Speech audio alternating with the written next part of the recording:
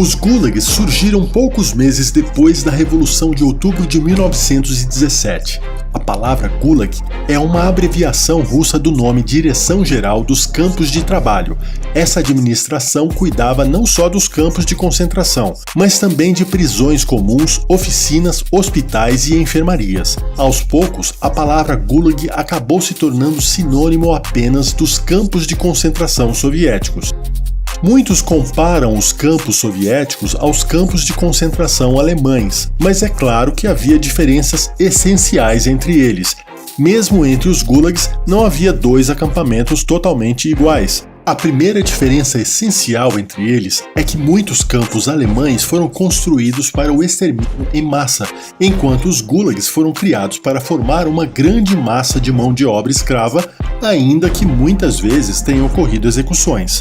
O propósito primordial do gulag era econômico. Para usarmos a linguagem marxista, os prisioneiros eram explorados, reificados e mercantilizados. A menos que fossem produtivos, suas vidas não valiam nada para os senhores. Mas é importante lembrar que os campos de extermínio só foram construídos a partir de 1941, durante a guerra. Todos os campos alemães construídos ao longo da década de 1930 eram voltados para o trabalho forçado, assim como os gulags. Stalin, tanto quanto Adolfo, acreditava no trabalho exaustivo. A liderança stalinista pode não ter planejado exterminar seus prisioneiros de campo, mas pretendia explorá-los ao máximo possível. A exploração física de prisioneiros extremamente doentes constituía uma prática rotineira do gulag e levou muitos à morte. Os gulags podem não ter sido construídos para eliminar opositores, mas muitos morreram de fome, exaustão e doenças. E assim como os primeiros campos alemães, os guardas costumavam executar pequenos grupos de prisioneiros que eram enterrados em covas coletivas. Entre 1930 e 1956, cerca de 1,5 milhão de pessoas morreram nos gulags. Nos 13 anos dos campos alemães, morreram pouco mais de 1 milhão de prisioneiros. Entre os historiadores, é mais comum a visão de que o gulag representava uma instituição de morte em massa, mas não de assassinato em massa. Segundo o historiador Alexander Etkind, os gulags não operavam de acordo com a lógica do extermínio, mas a lógica da tortura. E a restrição à comida era o método principal para torturar aqueles que não produziam o suficiente. A segunda diferença fundamental entre os dois modelos de campos é que o critério para enviar prisioneiros aos campos alemães era de raça. A maioria dos prisioneiros era de judeus, embora muitos comunistas, ciganos, mendigos e homossexuais também fossem enviados para lá. Já os gulags recebiam inicialmente os inimigos do Estado, que incluíam burgueses, comunistas de outros partidos que não o bolchevique, trotskistas e criminosos comuns. Mas vale dizer que o criminoso comum na União Soviética quase nunca era o assaltante ou homicida, mas aqueles que atentavam contra o socialismo cometendo crimes como a especulação, que era a venda de comida ou bens pessoais a terceiros.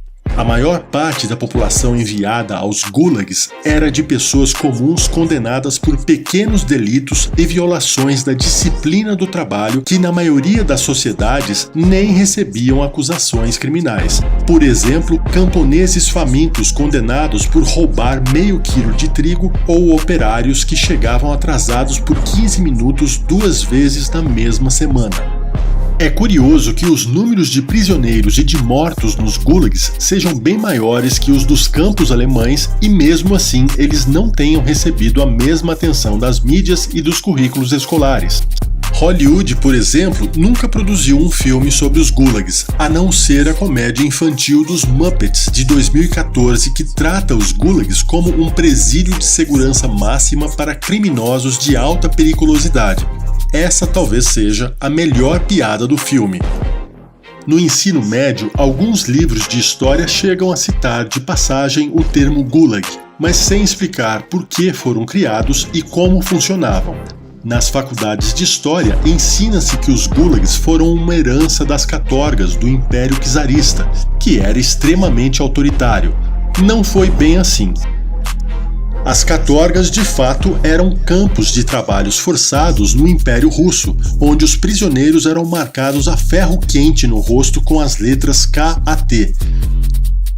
Mas segundo o historiador Boris Mironov, o auge das condenações para os trabalhos forçados foi no reinado de Pedro o Grande, no início do século XVIII. Depois disso, as katorgas declinaram bastante, embora não tenham sido extintas.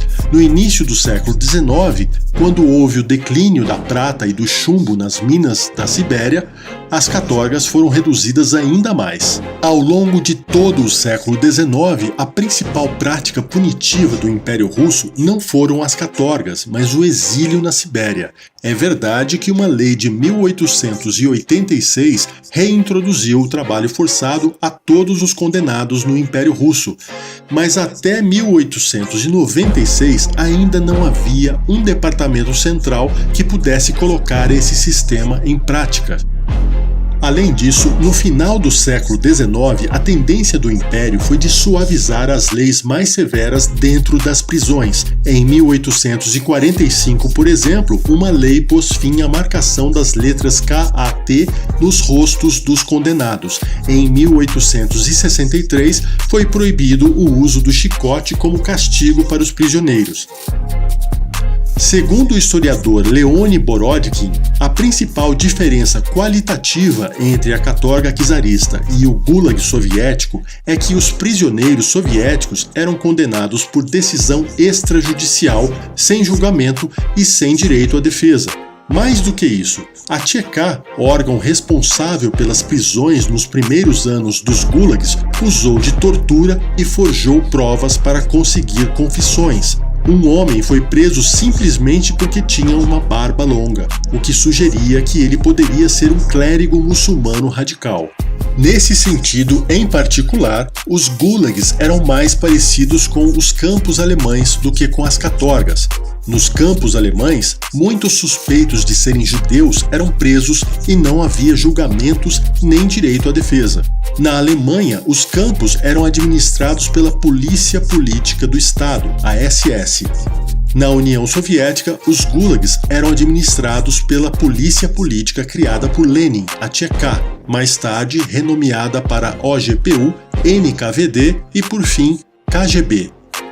Já em termos quantitativos, a diferença entre os gulags e as katorgas é ainda maior. Às vésperas da Revolução, havia 28 mil prisioneiros nas katorgas, enquanto os gulags geralmente mantinham mais de 1 milhão de presos em seus campos. No início dos anos 1950, eram cerca de 2,5 milhões de presos simultaneamente. Ao todo, foram construídos 30 mil campos de concentração em toda a União Soviética. E mesmo depois que os prisioneiros nas katorgas começaram a trabalhar, o trabalho que predominava era feito nas pequenas oficinas dentro das prisões. O tipo de trabalho prisional mais preferível era o trabalho dentro das instalações prisionais, nas celas ou nas oficinas, como os únicos em total conformidade com a noção de privação de liberdade. A comparação dos gulags à katorga começou com uma tentativa do próprio regime soviético de evitar as comparações dos gulags com os campos de concentração alemães no final da Segunda Guerra. A katorga foi ressuscitada no momento em que o mundo começava a descobrir a verdade sobre os campos de concentração alemães. Talvez por isso, o general Nazarkin, chefe do Gulag durante a guerra, tenha preparado a pedido de Beria, chefe da NKVD, um histórico da katorga czarista, explicando suas diferenças para a katorga bolchevique. Foi esse histórico produzido pelo chefe dos gulags que forjou a comparação entre as katorgas e os gulags. Em outras palavras, nossas faculdades usam material de propaganda soviética como fonte documental para ensinar certos eventos da história. Como já vimos, as tentativas de apresentar as katorgas de Nicolau II como mais cruéis do que as soviéticas não têm embasamento histórico. Nos últimos 40 anos do Império Russo, a maior parte dos condenados não ia para as katorgas, mas para o exílio interno, uma estratégia do antigo regime para povoar regiões afastadas do território russo.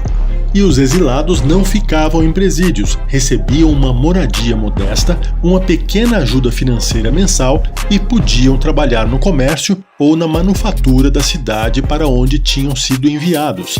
Eram deixados aos cuidados das autoridades locais que tinham poucos recursos e nenhum interesse nos degredados. Os exilados eram simplesmente abandonados pelo Estado em vez de serem vigiados e controlados de perto pelas autoridades. O próprio Trotsky foi preso em 1898 com um grupo de estudantes revolucionários e acabou sendo sentenciado ao exílio de 4 anos na Sibéria, onde dispunha de muito tempo livre e de uma energia que buscava uma saída, mas não tinha absolutamente nada em que gastá-lo e participava ativamente de todos os jogos e recreações que os exilados usavam como meio de passar o tempo. Note que mesmo Trotsky sendo um preso político, não foi condenado às catorgas. Pouco depois ele fugiu da Sibéria, embarcando em um trem com um passaporte comprado de um morador da região. O sobrenome do morador era Trotsky, foi de onde ele tirou seu codinome. Seu nome verdadeiro era Liev Bronstein, filho de um rico fazendeiro da Ucrânia. O próprio Stalin foi preso e degradado 4 vezes, escapou 3 vezes. Em consequência, adquiriu um desdém ilimitado pela moleza do regime czarista, chegando a afirmar que a gente não precisa trabalhar, pode ler o quanto quiser e pode até fugir bastando ter vontade. Diferente das catorgas, nos gulags, os presos que tentassem fugir uma vez teriam as penas multiplicadas por 10. Os que tentassem de novo seriam punidos com a morte, procedimentos bem diferentes se comparados com a legislação czarista. Por mais duras que fossem as repressões do regime czarista, nada comparado a isso existiu durante o reinado de Nicolau II. Segundo Anne Applebaum, os primeiros gulags construídos em 1918 aproveitaram as instalações dos campos de prisioneiros da Primeira Guerra Mundial. Em 1919 já havia 21 campos de concentração. No final de 1920 eram 107 e todos eles mantinham mais prisioneiros do que as instalações comportavam. Desde 1918, um clima de insegurança se instalou entre a população soviética. O líder da ČK, Felix Dzerzhinsky, proclamou que qualquer um que ousar espalhar o menor boato contra o regime soviético será preso imediatamente e enviado para um campo de concentração. Uma parte dos presos nesses primeiros gulags eram comunistas de outros partidos que não o bolchevique. No terceiro congresso da Internacional Comunista em Moscou, representantes do Partido Socialista Revolucionário, que era marxista, leram em voz alta uma carta de seus camaradas encarcerados nos gulags. Ela afirmava que as condições prisionais na Rússia revolucionária eram piores que nos tempos do czar. Acusações como essa vinham repercutindo na imprensa internacional já no início dos anos 1920 e despertando tanto a repulsa quanto a admiração entre os europeus. Na Alemanha, por exemplo, um jovem político publicou em 1921 um artigo no jornal Völkischer Beobachter dizendo: "A corrupção judaica de nosso povo previne-se confinando seus instigadores em campos de concentração." O autor, é claro, era Adolfo, líder do nacional-socialismo. Embora os soviéticos tentassem abafar as notícias sobre os gulags, uma ou outra correspondência de prisioneiros conhecidos na Europa acabava escapando do controle da guarda em razão das greves e motins dos presos. As condições iniciais nos gulags eram tão degradantes que em 1921, um grupo de prisioneiros de Petrominsk se recusou a trabalhar e exigiu mais rações de comida. Cansadas dessa insubordinação, as autoridades condenaram todos os 540 prisioneiros à morte. Os abusos já começavam antes de chegarem aos gulags. Depois de presas, as pessoas eram levadas a um centro de detenção onde eram interrogadas. Aqueles que não confessavam nada eram amarrados e espancados. No inverno, jogavam baldes de água fria no corpo do interrogado, que ficava por horas com a roupa molhada. Como os detidos não tinham sido oficialmente acusados, familiares em busca de informações sobre seus entes queridos faziam fila fora da prisão e ouviam os gritos abafados que vazavam das paredes dos detentos espancados. No caso dos muçulmanos detidos, como os guardas não conheciam sua língua nativa, as confissões eram inventadas. Investigações subsequentes descobriram que mais de 1/3 dos condenados eram inocentes de qualquer crime. Na parte 2, vamos falar da vida dos prisioneiros dentro dos gulags.